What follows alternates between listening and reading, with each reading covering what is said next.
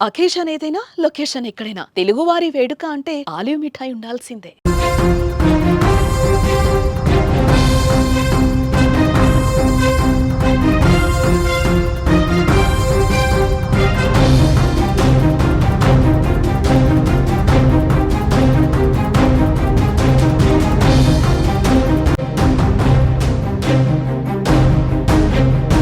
కాశ్మీర్ ఉగ్రదాడి అనంతరం పాకిస్తాన్పై భారత్ చేసిన ఆపరేషన్ సింధూర్ యావత్ ప్రపంచాన్ని ఆశ్చర్యానికి గురిచేసేలా చేసింది. ఈ ఆపరేషన్ తర్వాత భారత్ పాకిస్తాన్ మధ్య ఉద్రిక్త వాతావరణం నెలకొంది. కాగా ఈ పరిస్థితుల్లో భారత సమాచారాన్ని పాకిస్తాన్కు చేరవేసే ప్రయత్నం చేస్తున్న వ్యక్తులపై భారత్ దృష్టి సారించింది.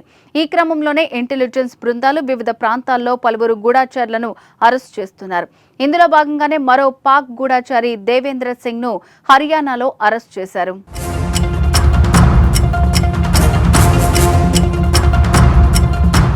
హర్యానాలోని మస్కడ్ చికా గ్రామానికి చెందిన 25 ఏళ్ల దేవేంద్ర సింగ్ థిల్లాన్ పాటియాలాలోని ఖల్సా కళాశాలలో ఎంఏ పొలిటికల్ సైన్స్ చదువుతున్నాడు. అయితే అతడు ఇటీవలే తన ఫేస్బుక్ ఖాతాలో పిస్టోల్ గన్ చిత్రాలను అప్లోడ్ చేశాడు. దీంతో అనుమానం వచ్చిన అధికారులు అతడిపై నిఘా పెట్టారు. ఈ క్రమంలో భారత్ పాకిస్తాన్ మధ్య జరిగిన ఉద్రిక్తతల గురించి ఆ యువకుడు పాక్ ఏజెన్సీకి సమాచారం ఇచ్చినట్లు నిఘా అధికారులు గుర్తించారు. ఆపరేషన్ సింధూర్ గురించిన సమాచారాన్ని ఎప్పటికప్పుడు పాక్కు చేరవేసినట్లు ఇంటెలిజెన్స్ సమాచారం అందింది. దీంతో అధికారులు సదరు విద్యార్థిని అదుపులోకి తీసుకుని విచారించారు. అయితే విచారణలో గతేడాది నవంబర్లో కర్తాపూర్ కారిడార్ ద్వారా పాక్కు వెళ్లిన Devendra Pak inter services intelligence agency అధికారులతో సున్నితమైన సమాచారాన్ని పంచుకున్నట్టు తేలింది. అయితే థిల్లాన్ను ఆకర్షించేందుకు పాక్ నిఘా అధికారులు పెద్ద మొత్తంలో డబ్బు ఖర్చు చేసినట్లు అధికారులు గుర్తించారు.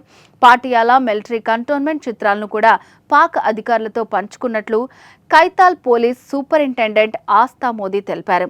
విద్యార్థి ఫోన్ను స్వాధీనం చేసుకున్న అధికారులు దాన్ని ఫోరెన్సిక్ దర్యాప్తు కోసం పంపారు. అంతేకాదు పాక్ అధికారులు విద్యార్థి మధ్య జరిగిన నగదు లావాదేవీలను తెలుసుకునేందుకు అతని బ్యాంకు ఖాతాను కూడా పరిశీలిస్తున్నారు. ఇంతకు పాకిస్తాన్కు దేవేంద్ర సింగ్ ఎలాంటి విషయాలు చేరవేశాడు, దేనికి సంబంధించిన విషయాలు చెప్పాడు, ఏడాది పాటు పాక్కు ఎంత సమాచారం చేరవేశారు అనేది ఇప్పుడు ఉత్కంఠగా మారింది.